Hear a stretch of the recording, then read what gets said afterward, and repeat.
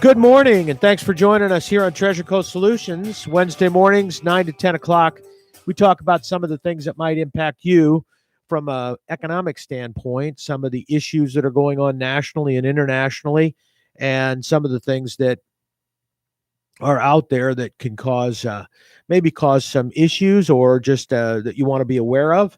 So you might want to take some action or, protect yourself, maybe look at some other opportunities, whatever the situation might be for your particular facts.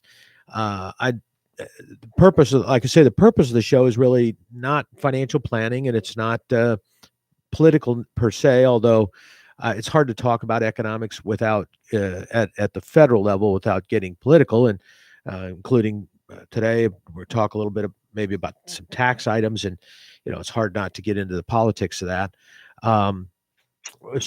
But in general, it's designed to just talk about some of the things that are going on that are things that happen in the economy on a regular basis based on economic principles, things that take place that many people just don't realize. And so they're sometimes shocked when history repeats itself because they don't realize that, well, based on economic principles that have been either proven or disproven, uh, you're going to get this result. This is what happens when you do this. The difficulty with economics, I think, is that first of all, it can be looked at from a micro standpoint, at the company level, at the consumer level, or it can be looked at a macro viewpoint at the level of governments and world economies and things like that. And so as a result, first of all, things aren't always that easy to identify. And then the other thing that's a problem with that is that people can get lost in just the magnitude of the issues or the steps that are involved in a transaction. And many of these principles, it's taken. Uh, it's not like a science experiment where you can go out and get the things you need and immediately test this idea, and then if it works or doesn't work, or it appears to work, then go back and retest it again. Uh, because with economics, a lot of it has to do with the economy. It has to do with reactions and things that have taken place. So you're studying history. You're studying it in especially at a macro level. You're studying it at a historical level that's going back, and then you're looking for situations and saying, okay, those were the same, and here's what happened, and this was a little different. Why? And okay, here when we repeated this, 30 years later, here's what happened, and it's and we learn from history in economics. We learn from history. We learn not only uh, about testing our hypothesis and determining that it's accurate over a long period of time, um, but we also learn a little bit more about when something doesn't work and why, because people try to replicate it, and it's not able to be repeated. And so, but sometimes that's not easy to find because you have to do that over over a couple hundred years, and in our situation in the United States, we have a limited, we're a fairly new experiment. Some of these other things have been going on for a long time, and so therefore there's more opportunity to go back and look at some of these principles and see if they've held true over the years, where there's not as much of an opportunity in some of our history, because the history hasn't been that long, and we're an unusual country.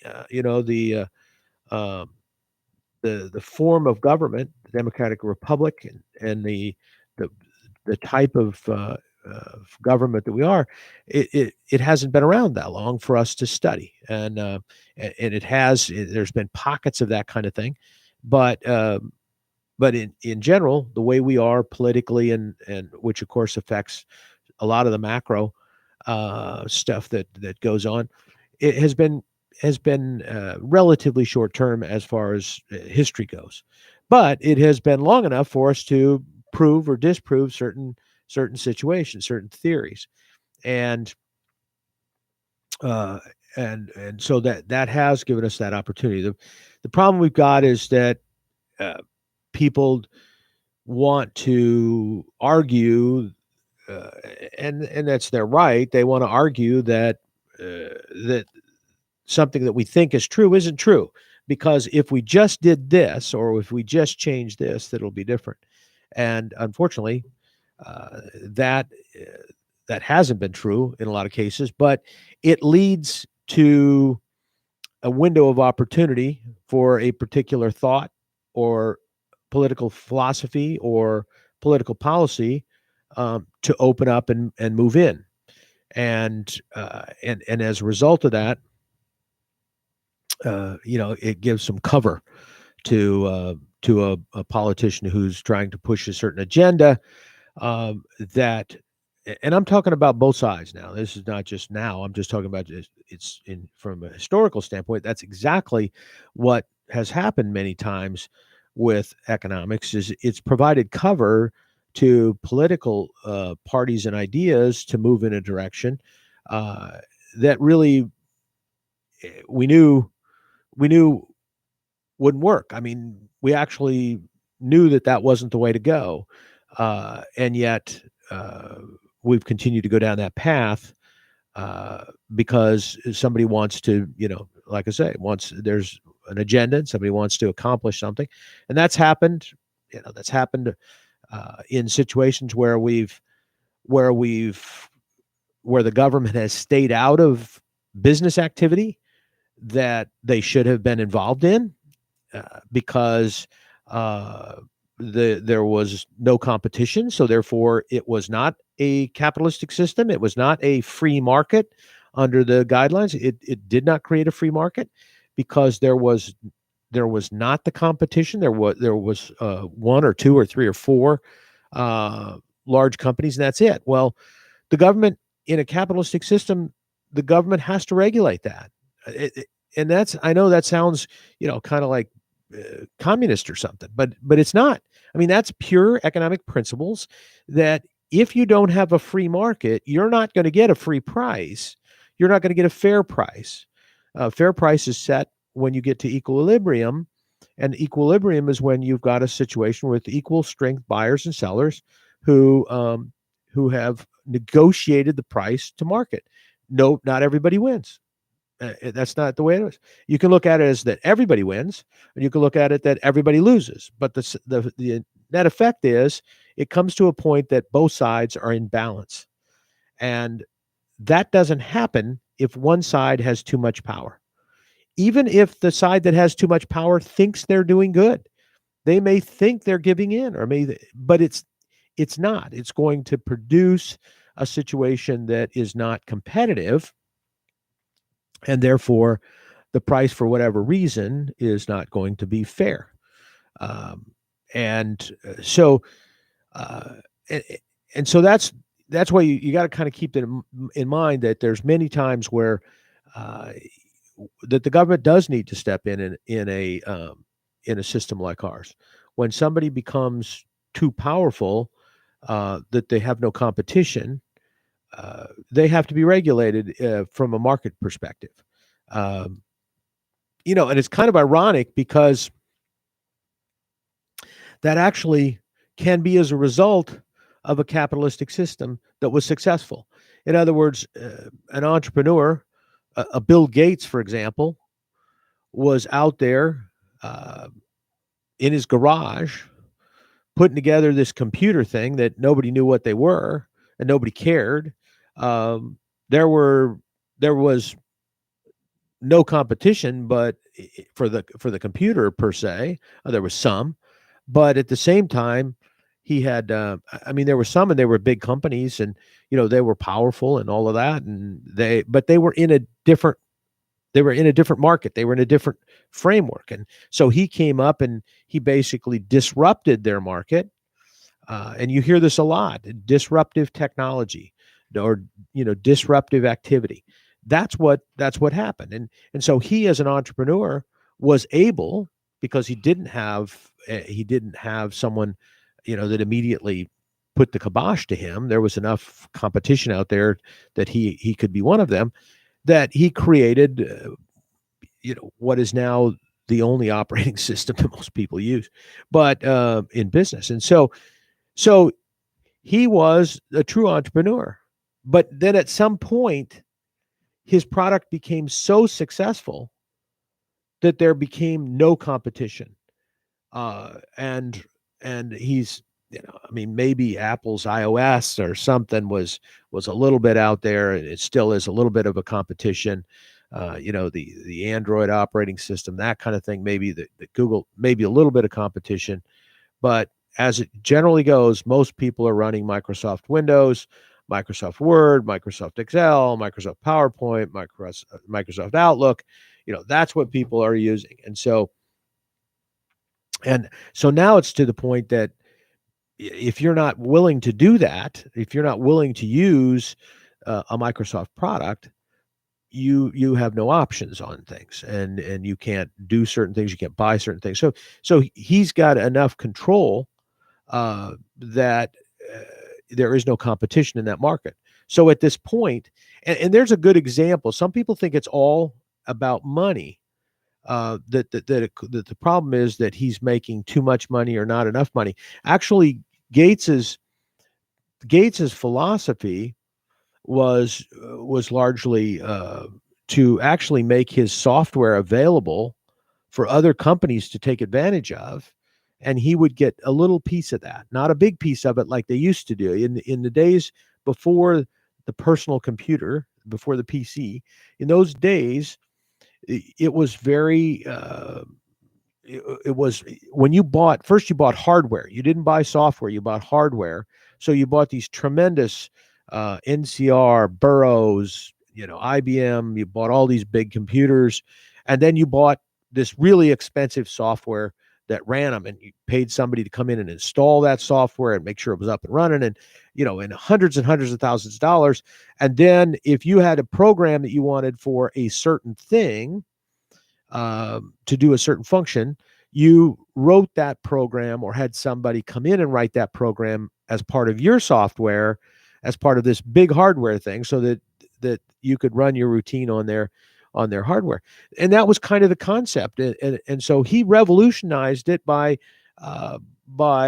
making his software generally available. The code was available.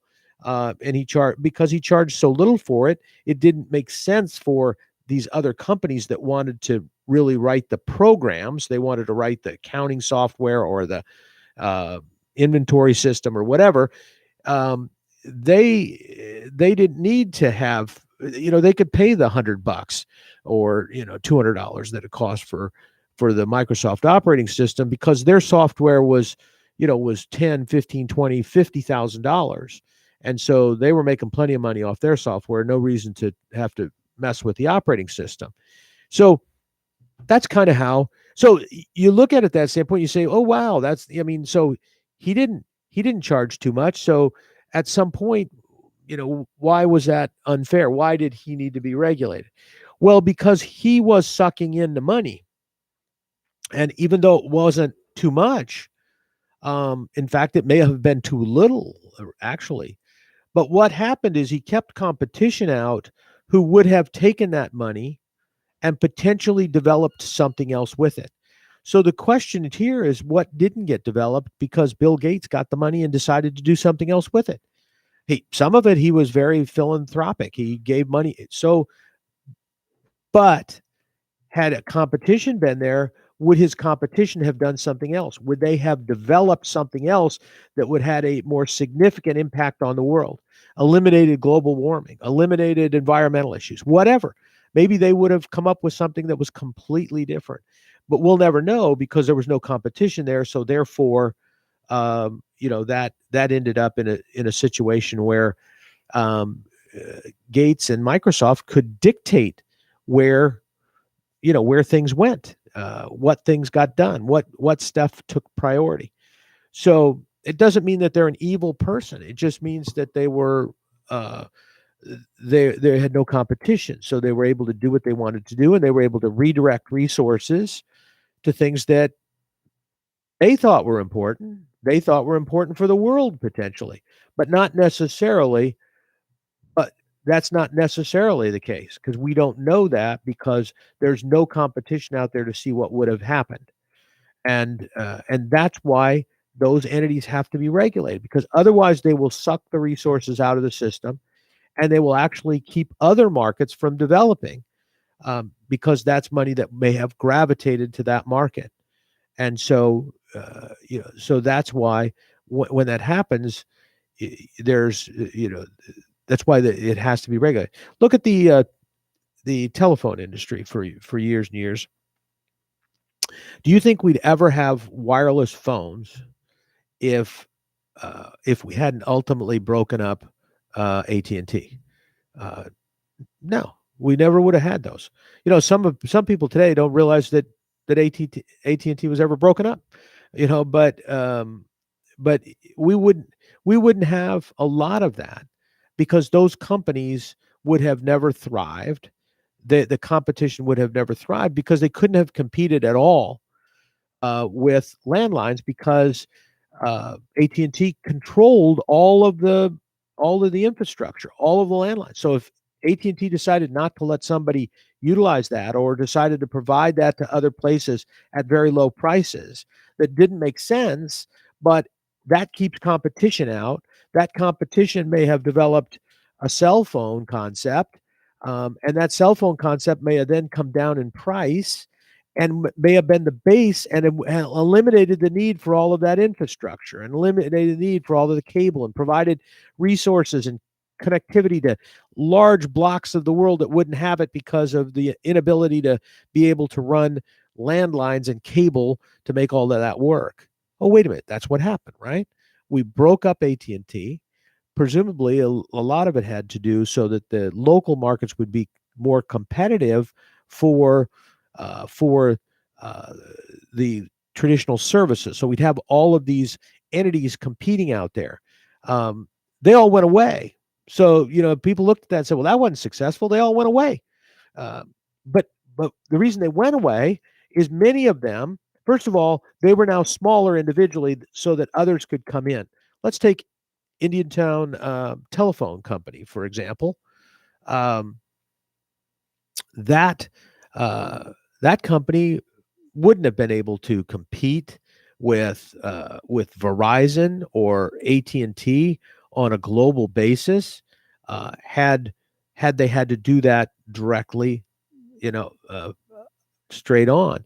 What happened? They ended up getting a wireless license when the licenses were auctioned off, not auctioned off, but were given out a raffle. I mean, they were basically determined by lottery, um, and and so therefore they actually had an opportunity to gain that foothold. That foothold has made Indiantown, and I think Indiantown has the highest internet speed per capita of any town in the nation. In the nation, um, and but all goes all the way back, really, to Indiantown Telephone Company being able to first of all survive as a local entity, because now it wasn't necessarily competing with AT&T, but with a local Southern Bell or one of those entities, which they could then compete with to some degree. But more importantly, it gave them the opportunity, the platform to acquire a wireless license, to acquire and then expand that business and expand um, that internet based business to do what they've done today. Um, and now I think they've sold, and they're owned by some big company. But so we'll see what happens there. But the fact that they were able to survive this long and be that successful was because of the ability to create that competition. Had we not regulated that industry, um, some of these things wouldn't happen, and this community probably would not have had high-speed internet as quickly as we have. Definitely would not have had it now, um, as as high as it was. Uh, and and you think of it, so well, what difference does it make? So Indiantown's got high internet. Well, because Indiantown had high internet speed, we were able to get the research centers in tradition that were the start of the development in tradition. That was based on that being a hub for medical and research activities. You can't do that kind of research without high speed internet, without the ability to access data all over the world quickly. And um, and so they located there because that infrastructure could be provided to them, and Indiantown Telephone did that. And they provided that service to them. Many of you may have heard of IT fiber. Well, it was not internet technology; it was Indiantown Telephone. Uh, that's where it comes from. But anyway, that process and having that being out there was why we were able to do that, and we have those resources here. It's frankly the reason Cleveland Clinic was interested in our community, because of the research capabilities that are out there in tradition, very close to one of their hospitals. So, so you could see how some of these things are not always obvious, but we do know that the lack of competition or the lack of regulation in an industry where there's lack of competition, or a market where there's lack of competition, will result ultimately in inefficient use of the resources. And ultimately, inefficient use of the resources means you get less than what you should have. And it may not always be as obvious, but that's kind of what happens. So when you hear people talking about, do we need to regulate certain activities, you have to look at that. Well, what kind of competition do they have? And is it real competition, or is it fake competition so that they can avoid regulation? And let's face it, we have companies right now in not only the technology industries, which are very obvious, the Apples, the Googles, that hugely uh, are huge companies at this point. They have they have gross revenues that exceed the gross national product of many, many, not just a few, many, many, many countries around the world. I mean, if they were a country, and let's face it, many times they pretty much operate as one. If they were a country, they would be probably the, 10th largest or something. I don't know the number, but they would be up there. I mean, and you're talking about a company, not a country. You're talking about a company that's that large. If they're that large, you can bet they're redirecting resources, and they are not competitive. There's nobody that can compete with that. Governments can't compete with it. You can look at, they can even restrict access or provide access to other governments, and we can't stop them. That's amazing. And that also represents issues, defense issues, and protection for our own economy and for our own people. So, when they start talking about regulating these mega businesses like this, you'll see some, particularly Republicans, jumping off tables saying, that's that's undemocratic, that's communist, it's not. It is not. It's based on the principle. And so what we've got is some Republicans to get a lot of money from big business, and so they're in the pocket of these guys. So they don't promote competition. They know that these companies are too powerful, and they know that these resources are being redirected, and it's dangerous. And I'm not talking just just high tech. We've got many companies that are in that situation. What's the competition for Boeing or for Lockheed? What, Boeing's got one competitor in France, and so when you look at some of these kind of things, you've got to look at what they're doing, and you've got to look at regulating what they're doing, because if you don't, you're going to have problems. If Boeing, for example, goes away because we don't, to some degree, regulate their activity, if they go away, and that could be because they're bought out on the international market by, let's say, China, then we got problems. If Lockheed is purchased by a group of Chinese-based companies or Russian-based companies, don't we have a problem if that merger takes place? It's not even a merger at that point; it's an acquisition. Frankly, how much of how much of that technology can be purchased right now on the New York Stock Exchange? If I'm China or North Korea or Russia, why do I need to, put together a military that's going to invade a country to try to take over something when I can buy the technology I need on the New York Stock Exchange? And trust me, it's happening. And and at the same time, you've got foreign companies that are controlled by other foreign companies that are controlled by other foreign companies that are controlled by other foreign countries. And it's down the way, but it's out there. I'll tell you a little story that's kind of interesting. It's a local thing, but it's a national thing.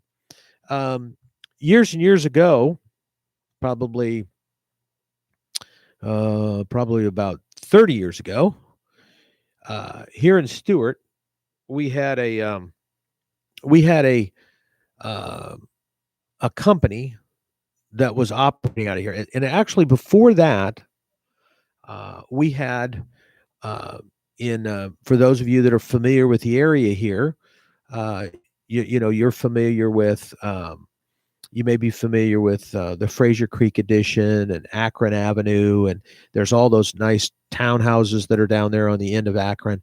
But at the time, there were these little mixed-use facilities that were right there, still there, that are right at the end of Akron, as you turned on Fifth, I guess it is.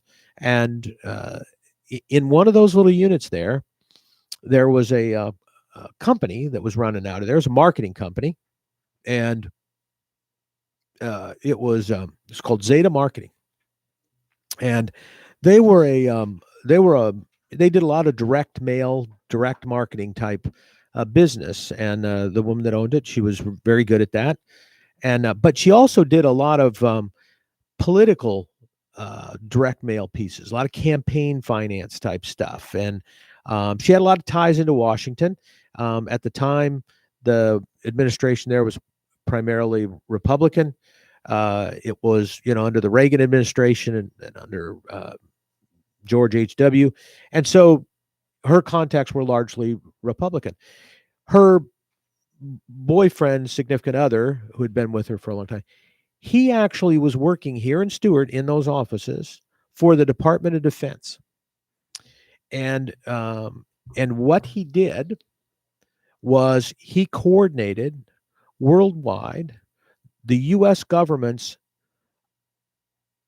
activities relative to tracking and protecting our economies. And in fact, most of the work that they were doing was against France and Germany. At the time, it was not China, because China was not as big of a economic threat. They were on the radar. Stuff was being done. It was against Russia, but a lot of it, so it was against a lot of the traditional Cold War stuff. But it was an offshoot of that. But it was an economic espionage. It's basically determining who had what technologies or what product market, that kind of thing, and then and making sure that we got it, or that somebody that we didn't want to get it, didn't get it. So that's what this guy did. And they had boots on the ground. They had spies, industrial spies in companies. Now, this is what our Department of Defense was doing. And it was a legitimate thing. I mean, they were actually protecting our economy. They were protecting our military and all kinds of other things. And so that's what this company did. And like I said, they had boots on the ground. One of the guys that they had who was boots on the ground was a guy named Skip Clements, who was in the day, did that. It now is, or in later life, people may remember him from a involvement he had locally in citrus and in grapefruit and all of that kind of stuff. But prior to that, he was tied in with the military. And so when George H.W. took office, he decided that this activity was no longer appropriate or necessary. So he disbanded that. The guy that was here locally, and Skip, and the guy that was in charge of the program in Washington, I think his name was, he was a young guy, a brilliant guy. I think his name was Steven Sakura.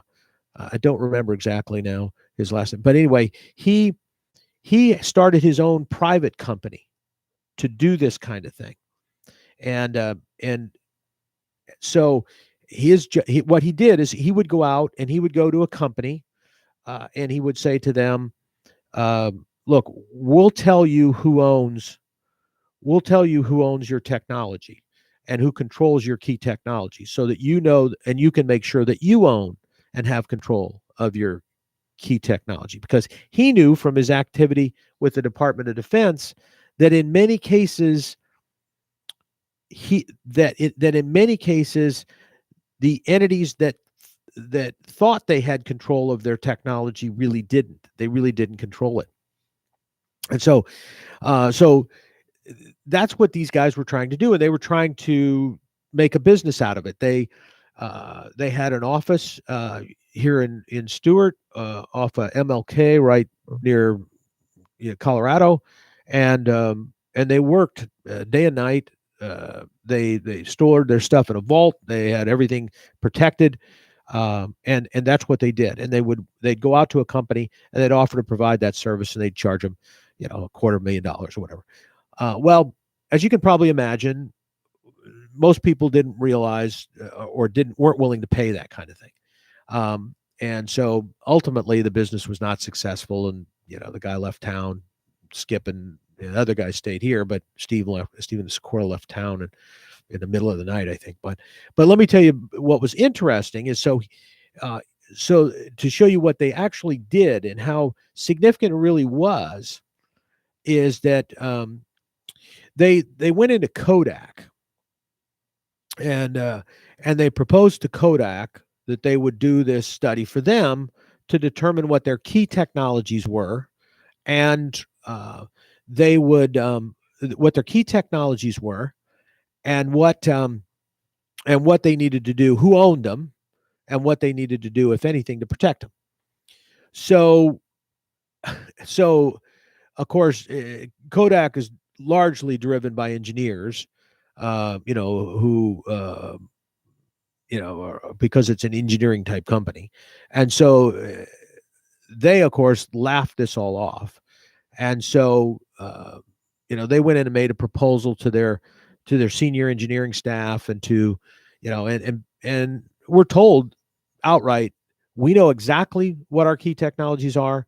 We don't need you to tell us. We know where they are. We know how to operate them, and who we have control of them. We know all of that stuff. So certainly we don't need to pay you that kind of money for you to tell us exactly what we already know. We've been doing this for years. You guys aren't, and you don't know what you're talking about, and see you later. So of course, at that point, that just ticked these guys off. So they decided for free to do this study. So they agreed with Kodak to do the study for free. Actually, they kind of did the study on their own. So they didn't even have Kodak support, which could have been very useful to make it happen a lot quicker. But anyway, they kind of did the study on their own independently. And I think in the whole scheme of things, they developed something like they identified something like 17 different technologies that were the key technology, that were really the key technologies to Kodak's survival and success. And the interesting thing was that something like 15 of those 17 technologies were not controlled by Kodak ultimately. Now that in itself should have scared would scare Kodak. The fact that somebody other than them, other companies controlled, and this is what it boiled down to, is that other countries, through various activities of Kodak's and joint ventures and other things, those other countries were controlled by other entities, which then gave them control over this technology that Kodak thought that they had control over. But what was scary about that is the 15 of the 17, the 15 technologies, they were owned by companies that were either directly owned by, or the technology itself was owned by Fujifilms, Kodak's major competitor. At the time, a small company, nobody even knew what they did and who they were. They just were out there as a small competitor. So these guys identified that Kodak's technology was largely controlled by their major competitor. Now, let's fast forward 30 years. Where's Kodak? Right? So they're not around really. I mean, they're not a player. And who is the player in that general business? Well, it's first of all, it's morphed into something different, right? So they lost the industry to start with. But second of all, in the mid years in there, the 15 years, 20 years down the road, Fuji just cleaned their clock. Kodak no longer was a player, and it was blamed on a lot of stuff. But the fact of the matter is, it was because Kodak lost control of their technology, and a lot of their patents were controlled by their competitor, and then those were taken away. So that's the concept, though, that we have to look at when we're looking at some of these things, and we're looking at competition. I mean, it's a defense issue as well, because if some company that we need becomes either so powerful that they become a target for somebody else to take them over, and now we're talking about 30 years ago, think now with technology where we are now, how much of this other technology can be stolen without without a lot of problem. So and like I said, there's a couple ways to steal. We keep thinking about hackers, and certainly that is a way that it's being done. I guarantee you, as much technology is being stolen through companies, through foreign companies that have infiltrated other companies that are legitimate. So we have foreign nations that have infiltrated foreign companies. Those foreign companies with layers of cover have infiltrated other companies that have technology that's key to U.S. success, militarily and otherwise, and and we don't even know it. And I guarantee you, there's more siphoning out that way through the boardroom rather than through a computer terminal. That's where a lot of this is going to. That in the universities, a lot of this stuff, a lot of these government projects are funded through universities, are funded by the government through universities for this type of stuff. Supposedly they're secure. Do any of us really believe that? I mean, do any of us really believe that these university-based research systems are secure? Not, I don't think so. I mean, they may not be infiltrated because nobody cares, but I guarantee you that, because it may not be something that anybody's interested in, but I guarantee you that if Russia, China, or North Korea gets interested in it, they will have access to it immediately. There won't be any delay there. So I hate to be little pessimistic, but I just can't. There's no way they can protect that. And so I think any of our technologies, any of our government technologies that are currently uh, in the universities are at risk. Whether that's medical, whether that's technological, military, whatever it is. And keep in mind that a lot of technological advancements, and including defense and military advancements, have occurred in the laboratories in universities. So, and that's great, and we need those kind of minds to make it happen. The question is, what kind of control do we have over that if it's outside of of our of our government, of our direct government control? It's interesting that we have.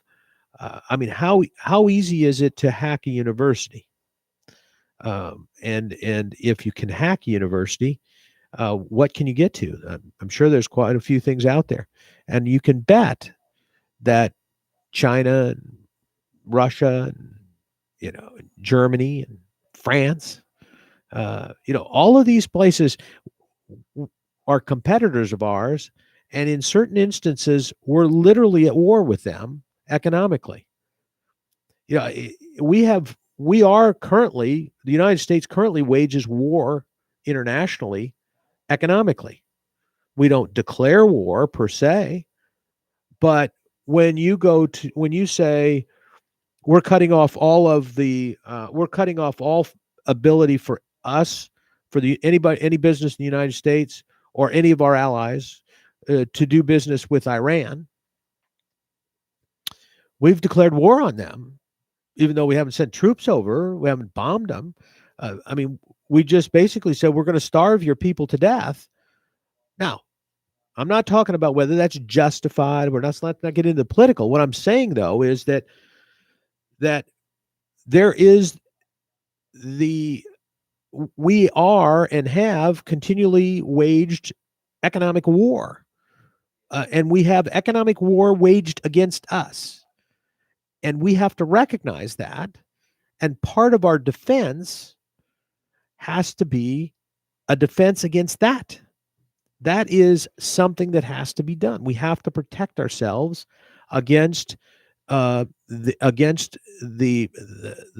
predators, the military predators, the foreign predators that are out there trying to destroy our society. And they're doing it in ways that we're not really as familiar with, and our government knows, but I think that we as a people don't fully understand what is happening out there and what maybe more needs to happen, uh, you know, to protect us. Uh, we can kind of understand if somebody says, you know what, we have to make steel in the United States, and we have to continue to maintain our steel industry. Because if we don't, we can't wage war because we can't build ships and we can't do all of this kind of stuff. Well, that's true, and that's true. And so, but at the same time, aren't there other companies out there that provide certain technologies that do certain things that if we didn't have them, we couldn't wage war? We couldn't wage economic war. I mean, if we don't have control over our broadband systems, if we don't have control over our wireless systems, why do you think it was such a problem when a Chinese company was going to potentially control all of our wireless systems? Because we're at economic war with them, and we were going to allow them to control a major portion of that economic war, a major part of our defense in that economic war. We were going to let them take from us. That's a problem, and we don't want to talk about it because in some cases we're waging war against private companies that are funded and operated on behalf of governments or powerful government officials who control the government and private companies in those countries. Uh, and and a lot of times we may not even know, but But we are at war economically, and we need to recognize that. And what bothers me right now is that we're not paying attention. We're not paying attention to some of the risks that are already out there. You know, we pay attention when they shut down a pipeline. You know, we pay attention sometimes when some company gets hacked and they're going to tie up our food or whatever the deal is. But we don't think about some of the other things that are potentially out there that could destroy our economy, and that people are doing on a daily basis to destroy our economy. For example, I said we are at war in some cases with allies. When it comes to economics, Japan is no friend of ours. Germany is no friend of ours. France is no friend of ours. Those are competitors, i.e., they are competitors, yes, but to the point of our survival can depend upon us maintaining our position versus them in the world economy. Because if we no longer are an economic force, we are no longer protected as a country. When we can't control and dominate just like the military, if we lose our military, we're at risk. If we lose our economy, we are significantly at risk.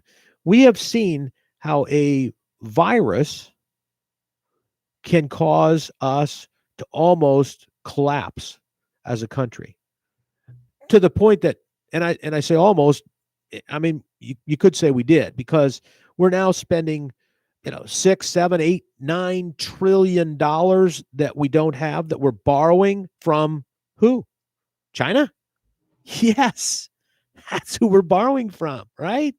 We're borrowing from some of these major companies that are located offshore. We're borrowing from. Think about that a minute. Think about what we've created and what our risks are. And I want you to think about how important understanding economics is, and who controls that, because it's a significant factor. But anyway, we'll talk a little bit more about that, and we're going to talk about some tax stuff next week right here, every Wednesday, 9 to 10 o'clock, right here on WSTU Digital 1450. We're Martin County's Heritage Station.